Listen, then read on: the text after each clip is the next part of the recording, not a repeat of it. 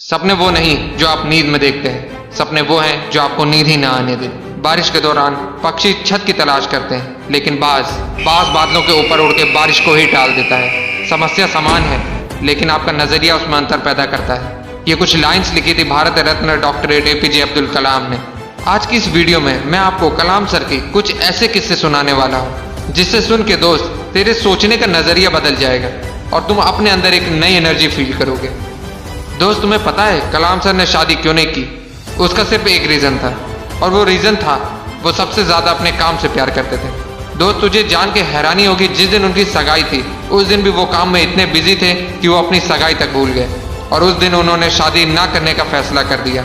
उन्होंने एक इंटरव्यू में कहा, इंसान शादी और बच्चे अपनी सेल्फलेसनेस के लिए करता है, और मैं सेल्फिश नहीं होना चाहता। मैं अपनी पूरी जिंदगी अपने देश को समर्पित करना चाहता हूँ। दोस्तों, बात है 10 अगस्त 1979 की। 19 साल की मेहनत, 23 मीटर लंबा SLV-3 रॉकेट 17 टन की वजन लेके 7:58 पे आसमान में उड़ गया। ये रॉकेट 4 स्टेज में था, और ये रॉकेट सिर्फ रॉकेट नहीं था, ये सपना था उन तमाम लोगों का जो इस प्रोजेक्ट में शामिल थे, और इस प्रोजेक्ट के डायरेक्टर थे कलाम सर। वो रॉकेट पहली स्टेज तो पार कर गया, लेकिन दूसरी स्टेज में जाने के बाद रॉकेट ने काम करना बंद कर दिया, और 317 सेकंड के बाद कलाम सर और उनके लोगों का सपना कचरा बन के श्रीहरिकोटा से 560 किलोमीटर दूर समंदर में जा गिरा।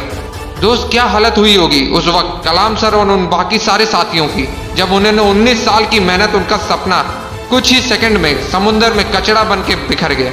कलाम सर कहते थे कि उस वक्त अंदर से मैं इतना टूट गया था कि मैं बिस्तर में जाके घुस गया, मेरी आंखों से आंसू बहने लगे। लेकिन दोस्तों, कलाम सर हार मानने वालों में से नहीं थे। वो कहते थे, पहाड़ की चोटी से उतरने से पहाड़ चढ़ने का तजुर्बा नहीं मिलता, जिंदगी पहाड़ के चढ़ानों में मिलती है, चोटी पे नहीं। कलाम सर भी इसी तरह एक एक कदम आगे बढ़ते रहे। और दोस्तों, एक साल के बाद 18 जुलाई 1980 सुबह 8:03 पे हिंदुस्तान का पहला सैटेलाइट रोहिणी अंतरिक्ष की ओर निकल पड़ा, और अगले 2 मिनट के अंदर रोहिणी सैटेलाइट अंतरिक्ष में था।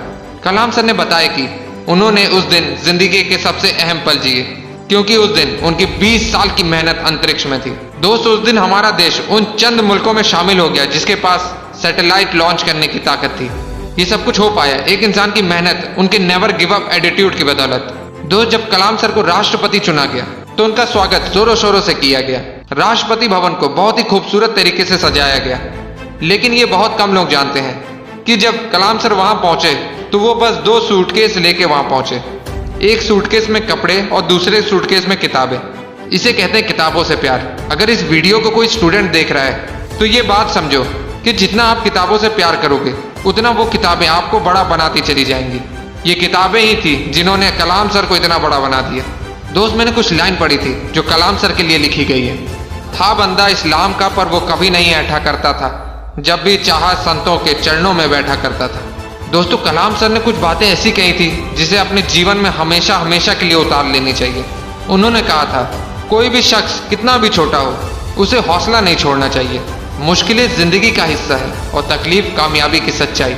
खुदा ने यह वादा तो नहीं किया आसमान हमेशा नीला रहेगा, जिंदगी भर फूलों से भरी राह मिलेगी। खुदा ने वादा तो नहीं किया सूरज होगा तो बादल नहीं होंगे, खुशी होगी तो गम नहीं होगा, सुकून होगा तो दर्द नहीं होगा। ये जिंदगी की सच्चाई है। अगर हम एक सांस लेंगे तो एक सांस छोड़नी पड़ेगी। अगर कुछ हासिल करना है तो कुछ खोना भी पड़ेगा दोस्त। इसलिए अगर सूरज की तरह चमकना चाहते हो तो सूरज की तरह जलना सीखो। दोस्त, कलाम सर ने तो कर दिखाया, इसलिए आज भी हम कलाम सर के बारे में बात कर रहे हैं। अगर तेरे अंदर भी वो आके कुछ कर दिखाने की, तो कसम खा, तू अपने सपने को पाने के लिए हर हद पार करने के लिए तैयार।